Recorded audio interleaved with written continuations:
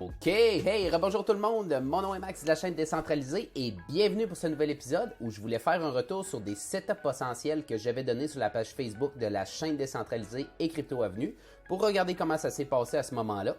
Et aussi, je vous invite à rester jusqu'à la fin car je vais vous donner des nouveaux scénarios potentiels que vous pourrez suivre durant la journée et les prochains jours. Si vous aimez ce genre de contenu sur l'analyse technique et la crypto, n'oubliez pas d'aimer la vidéo et de laisser un commentaire. J'adore vous lire et aussi améliorer le contenu dans le futur.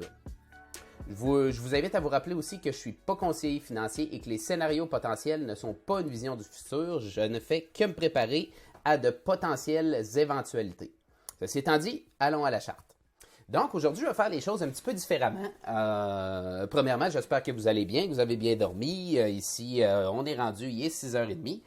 Avant de faire la vidéo, j'avais préparé mes scénarios. Je me suis dit, hey, regarde, je vais regarder un petit peu les scénarios que j'ai partagés l'autre jour sur la page Facebook.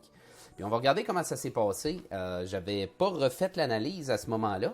Et puis, pourquoi j'ai décidé de faire cette vidéo-là, c'est parce que je voulais vous montrer à quel point des fois c'est important de planifier les trades qu'on va prendre et les trades qu'on aimerait prendre en fait. Parce que quand je fais des scénarios comme ça, je veux dire, je lis pas dans le futur, j'ai pas de boule de cristal. Par contre, je me dis, ben si le prix arrive à ce niveau-là, qui est un niveau majeur de support résistance, parce qu'il y a plusieurs choses qui se passent à ce niveau-là, que j'appelle personnellement de la synergie, ben je vais potentiellement prendre le trade si j'ai mes confirmations sur Market Cypher. Puis je ne vous ferai pas de cachette. Depuis les derniers temps, j'ai eu des bons trades, j'en ai eu des moins bons. Puis je me suis rendu compte qu'à toutes les fois que j'ai des moins bons trades, c'est tout le temps des trades qui sont un petit peu improvisés, juste parce que j'ai envie de prendre un trade et que je fais un petit peu plus du gambling. Donc, je vous dirais, ça fait partie de la psychologie du trader. C'est pour moi maintenant, je me dis, garde, je ne prends pas de trade si ce n'est pas planifié d'avance. J'aime mieux garder l'argent dans mon compte, dans mon portefeuille, que de le parier sur des trades un petit peu improvisés. Donc, les trades que j'avais partagés, si on retourne un petit peu dans le passé, c'était des trades qui étaient de la journée du 15 décembre. Donc, si on regarde, sur cette photo-là, j'étais sur le 12 minutes. On va reculer un petit peu dans le temps, on va faire le replay. Donc, si on va sur le mode replay, et puis que je retourne le 15 décembre, c'était... Oups, là je suis sur le 14. On va aller plutôt... Je vais fermer, on va aller plutôt au 15. Donnez-moi un petit instant, juste ici comme ça. Et puis on va aller sur le 12 minutes. 12 minutes, voilà, donc c'était notre fameuse journée du 15.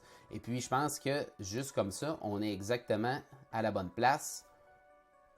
Ouais, pratiquement. Donc, c'était sur le 12 minutes. Si on regarde ce scénario-là, je disais, bon, on est un petit peu en avant, je disais si on arrive au niveau 47 718, plus ou moins, qui était un point de contrôle, un niveau à haut volume très important, ben on allait potentiellement rebondir de là. Et aussi qu'on avait un Golden Pocket juste plus haut ici. Donc si on regarde, j'ai identifié mon scénario juste ici. Bon, c'est 47 721. On pourrait être un petit peu plus précis, mettre 47 718, mais c'est pas grave. Pour les biens du vidéo, pour ne pas faire une vidéo de 45 minutes non plus, je vais le laisser comme ça. Donc on était sur 15 minutes sur le scénario 1, puis on va regarder un petit peu ce qui s'est passé à ce moment-là.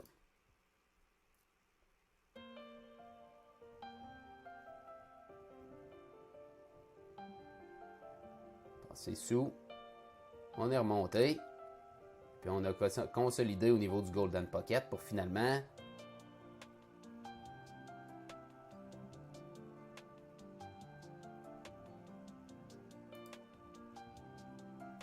je ne sais pas si vous voyez à quel point que les niveaux sont respectés. Quand on regarde ici, puis juste avant, quand le prix est arrivé juste proche du Golden Pocket, on a une rejection. Ici aussi. Maintenant, on est descendu. Vous allez voir que dans les prochains scénarios que j'avais identifiés, on a aussi de la synergie qui est dans ce coin-là. Puis c'est pour ça que je fais cette vidéo-là, parce que il y a souvent, il faut regarder plein de différentes possibilités. Comme ici, quand on est arrivé une première fois à ce niveau-là qui est important, si on regarde, Market Cypher ne nous avait pas encore donné notre divergence haussière. Notre divergence haussière est arrivée juste un petit peu plus bas. Puis pour ceux qui me suivaient depuis déjà quelques jours, que j'ai commencé à chaîne, quelques semaines en fait, j'attends d'avoir des divergences avant de rentrer dans des trades. Il faut qu'il y ait un niveau, puis il faut qu'il y ait des divergences. Donc, si on regarde, on va le voir un petit peu plus tard, la divergence, quand on est arrivé à ce niveau-là, elle n'était pas là. Donc, ici, ce n'était pas finalement le bon trade à prendre. Donc, ce scénario-là était bon, mais il n'était pas, disons que ça n'aurait pas été celui, le scénario parfait à prendre, parce que si on regarde, si on mesure de notre support qui est ici, aller plus bas, je dirais que si, exemple, on avait entré là, on aurait probablement été stoppé par notre stop loss. Et puis, par exemple, quand on voit qu'on arrive plus haut, on a vraiment consolidé dans notre Golden Pocket qui est juste là, qu'il y a aussi de la synergie à ce niveau-là que je vais vous montrer dans le scénario 2. Donc, si on regarde le scénario 3 maintenant, si je retourne juste ici, on peut voir que le scénario 3, j'avais identifié un niveau juste un petit peu plus bas qui est à 47 000 $. Qu'est-ce que c'était à ce moment-là? C'était un point de contrôle à nu. C'était en fait un point qui avait sur le journalier qui n'avait jamais été touché encore depuis que le prix avait passé ce niveau-là. Donc, même chose comme d'habitude, si le prix descendait jusqu'à là, avec une divergence haussière, là j'étais sur le 30 minutes, mais ça peut être le 24 minutes. De la manière que je vois ça, plus que les divergences sont sur des gros time frames, plus qu'il risque d'avoir une grosse réaction, puis une rejection du prix par le haut ou par le bas, qui va être longue et importante. Donc, si on regarde, si j'amène le scénario 3, qui était juste ici, à 47 000 grosso modo, et puis que je vais sur un 12 minutes, on va regarder, je ne suis pas à bonne place, si je me serais fait avoir, c'était plus ici. Vous pouvez voir un petit peu vers où je m'en vais. C'était grosso modo à la même place qu'est-ce qu'on a eu notre divergence haussière et notre rejection. Donc, je vais faire un wrap-up juste à la fin de ça parce que vous allez voir quand je parle de synergie, de quoi je veux parler. C'est un des points importants de ce vidéo-là. Donc, encore là, scénario 3, comme l'autre juste avant, aurait été un trade gagnant. Donc, scénario 4 maintenant, si on va voir, c'était encore un petit peu le même principe. C'était un scénario, je me disais, si on descend un petit peu plus bas, on a un Golden Pocket et puis on a un support quotidien qui n'avait jamais été touché.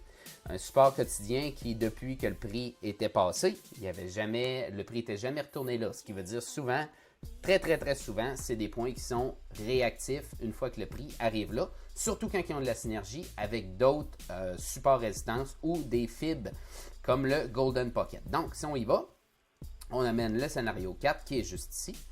Alors, le scénario 4, vous allez voir encore, on est à peu près dans la même place, on ne se fera pas de cachette. Je vais aller sur le 24 minutes, ça va aller plus vite un petit peu. On arrive là et on a notre bounce qui est juste là. Alors, comme vous pouvez voir, je vous dirais qu'à ce moment-là, c'était notre entrée qui était la plus précise, qui était juste ici. Donc, c'est là que vous auriez eu, disons, le risque-bénéfice le plus élevé. Mais c'est certain que c'est pas facile à savoir sur le moment lequel va être le bon. Puis c'est là que je vais vous montrer quelque chose. Si je ramène le scénario 3, je vous amène le scénario 2. Voyez-vous, toute cette zone-là était une zone de support résistance. C'était des zones où on avait des Golden Pocket, on avait des points de contrôle, on avait des points de contrôle journaliers à nu, on avait un support journalier qui n'avait jamais été touché. Encore, on avait un autre Golden Pocket. Alors, voyez-vous, puis regardez, si je regarde là, à ce moment-ci, on peut voir que ça avait été des résistances précédentes qui étaient très élevées. Regardez juste ici à 47,009. Quand on est arrivé ici, on a eu une puissante montée. Donc, on peut savoir de se dire, quand le marché se souvient de ce qui s'est passé, donc quand le prix arrive à ce niveau-là, il faut le regarder. C'est possible qu'on ait une forte réaction. Puis si on va très, très granulaire, parce qu'en anglais, on dit granular, si on va très, très près, sur le 1 minute, notre entrée parfaite, on aurait probablement pu la spotter à ce moment-là. Donc, si on regarde, notre entrée parfaite était finalement, c'était celle-là. C'était grosso modo dans cette zone-là. Je vous dirais, on voit qu'il y a nos divergences sur le 1 minute. Ça aurait été quand même difficile à spotter que celle-là, parce que probablement qu'on aurait voulu rentrer sur celle-là. Pourquoi? Parce qu'on en avait une ici, On en avait une ici. Donc, ce qui est possible de faire dans ces moments-là, quand vous déterminez une zone, c'est comme tous ces scénarios-là revenaient un petit peu tous dans la zone qui est juste ici, qui est une zone de résistance. Et puis, ça aurait été possible finalement d'entrer sur ce premier point vert-là une fois qu'il aurait été imprimé, qui aurait donné environ à ce niveau-là. Donc, je vous dirais, vous auriez dans cette zone-là, quelqu'un aurait très bien pu mettre plusieurs ordres limites. Aussitôt qu'il aurait commencé à avoir une divergence, exemple, sur le 12 minutes, avec un stop-loss un petit peu plus bas, qui aurait fait un average peut-être environ ici, stop-loss là, quelque chose comme ça. Donc, ça aurait pu ressembler à un trade qui aurait pu être intéressant à prendre à ce moment-là. Donc, maintenant, les autres scénarios, les scénarios 5, 6 et 7, je vais tous les mettre en même temps, mais c'était des scénarios baissiers. Fait que si on regarde le 5, j'avais mis ça, j'avais dit, bon, on a un Golden Pocket, on a aussi un point de contrôle à nu qui n'avait jamais été touché, qui est juste là. Si on imprime des divergences comme ça, ben, on pourrait avoir une réaction. Scénario 6, c'est un petit peu la même chose. Un petit peu plus haut, on avait la zone de valeur élevée de notre range. On avait aussi un support hebdomadaire qui était juste là. Même chose encore, on arrive à ce prix-là, divergence. J'étais sur le 24 minutes, mais à partir du 12 minutes plus bas, ça aurait pu faire aussi. Et puis, on avait aussi à 49,780, on avait notre zone de valeur élevée de notre année complète 2021. Et puis, notre Golden Pocket, on en avait un petit peu plus haut, juste là. Donc, scénario 5, juste là, 6, un petit peu plus haut, et 7, oups, pas la bonne affaire, et 7, juste là. Donc, je vais vous montrer quelque chose aussi d'intéressant à ce niveau-là. Parce que, bon, première chose, on est descendu, ça on le sait déjà. Quand on est arrivé ici, on peut voir qu'on a consolidé dans notre premier Golden Pocket. Là, on a finalement, notre top était vraiment dans notre scénario 6. On a été frappé à peu près à la pièce, notre support, notre résistance à nu journalière. Si on se rappelle, c'était vraiment le scénario 7 juste ici. Non, le scénario 6, excusez-moi. Hein, notre hebdomadaire et notre zone de valeur élevée, excusez-moi, du range de juillet à septembre. Donc, c'est vraiment ce niveau-là qui a été frappé. On a consolidé, retesté une deuxième fois. À partir de là, je vais vous éviter du temps. On va essayer de raccourcir ça. On va aller sur le 1 heure. À partir de là, on est descendu, on est descendu, on est descendu et descendu encore. On le reteste encore et c'est là qu'on est rendu présentement. Donc, je ne sais pas si vous voyez, mais on est encore présentement en train de retester ces niveaux-là. Bien sûr, aujourd'hui, il y a d'autres synergies qui sont dans ces niveaux-là. Puis là, bref, on va les regarder dans quelques instants. Mais voyez-vous, les niveaux sont extrêmement respectés. Puis à toutes les, si on regarde, là, à toutes les fois qu'on frappe les niveaux, je vous dirais bien souvent quand c'est un niveau important, il va y avoir une réaction. Regardez comment il y en a eu une ici. Quelqu'un qui aurait pu aller sur, là je ne le ferai pas parce que la vidéo ne terminerait plus, mais probablement que sur un plus petit time frame que le 1 heure, ici il y a sûrement des divergences baissières en arrivant dans ce niveau-là qui est une résistance à semaine qui nous a donné beaucoup de résistance dans le passé. Qu'est-ce qui arrive? Réaction. Après, on peut voir ici aussi qu'on avait une autre zone, un autre niveau important. On a eu de la réaction et puis là, voyez-vous, c'est rendu un support. Est-ce qu'on va passer en dessous pour redescendre plus bas ou est-ce qu'on va aller plus haut? C'est ce qu'on va regarder.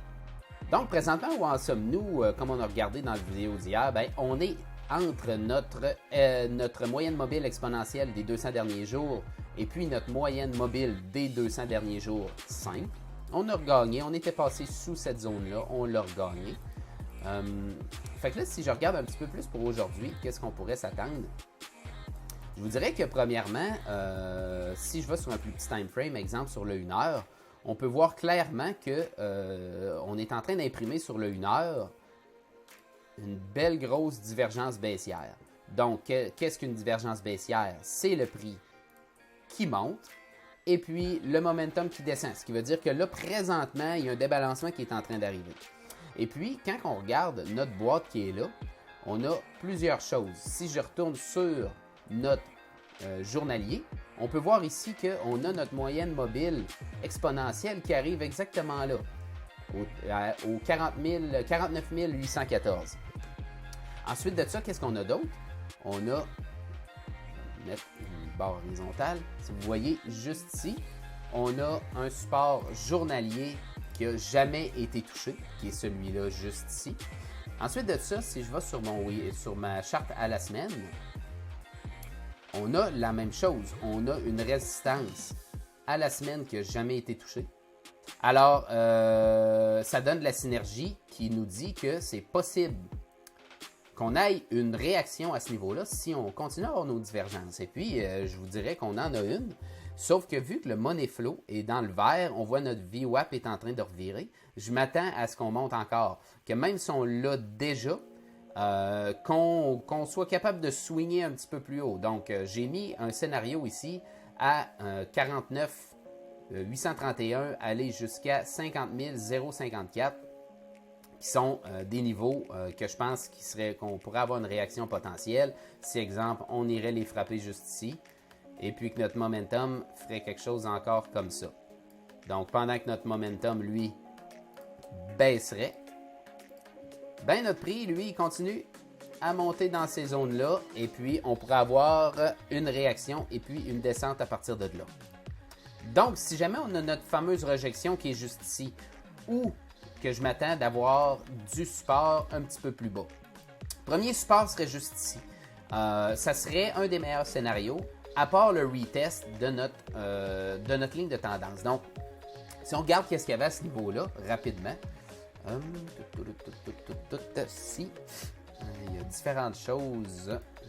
Si on regarde à ce niveau-là, on a premièrement un niveau support quotidien, mais on a aussi, si on regarde un petit peu nos profils de volume des journées précédentes, on a un point de contrôle et une zone de valeur basse. Ça veut dire que pendant, puis si on parle de 2 jours finalement de suite, ça veut dire que pendant 2 jours, ce niveau-là, ça a été le niveau qui a eu le plus de volume, et puis aussi la zone de valeur basse de cette journée-là. Là, je ne rentrerai pas dans les détails de tout ce que je parle là, mais c'est un niveau qui est important. Puis si on regarde, ça a été aussi un point de contrôle d'une journée précédente. Donc, il y a beaucoup de synergie qui est à ce niveau-là. Ça se pourrait très, très bien que si on monte jusqu'à ici, on rejette. Quand on va arriver, exemple, on fait quelque chose comme ça, on arrive à ce niveau-là. Si sur Market Cypher, sur des plus petits time frames, exemple 12 minutes en descendant, je vois des vagues qui commencent à faire quelque chose comme ça à notre niveau. Pendant qu'on arrive là, ben, ça pourrait nous indiquer potentiellement un renversement de tendance. Prochain support majeur, on parle du support autour des 47 600 plus ou moins.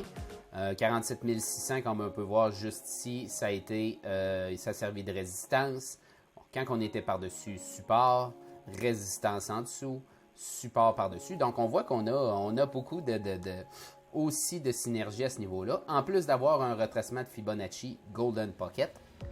Donc, ça serait une autre zone que j'aimerais voir avoir un rebond. En plus, ça pourrait être la zone où si on descend rapidement à partir d'ici, les gens pensent que, OK, non, on retourne dans notre tendance baissière, on n'a pas finalement, c'est un fake-out, c'est pas un breakout. Donc, ça descend.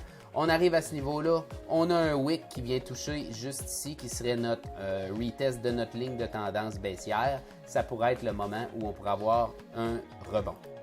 Et puis, le dernier support qui serait vraiment le plus gros support qu'il faut qu'il tienne, à mon avis. Sinon, on pourrait aller retester notre zone, encore retomber à faire un bas plus bas dans notre channel descendant qu'on est pris à l'intérieur depuis déjà le 6 décembre.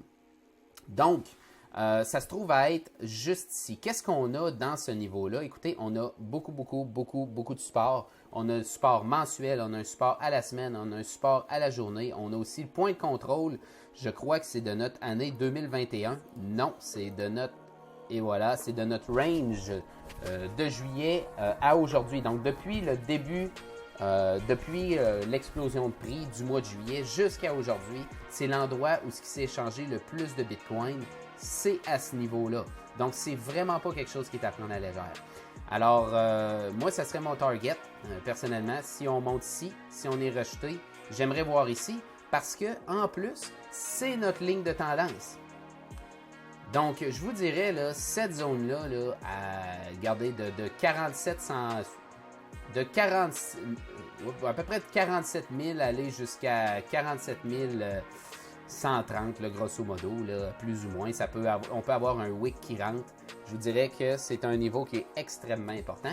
Je vais le partager sur la chaîne aujourd'hui. D'ailleurs, je vais le partager avec toutes les autres aussi.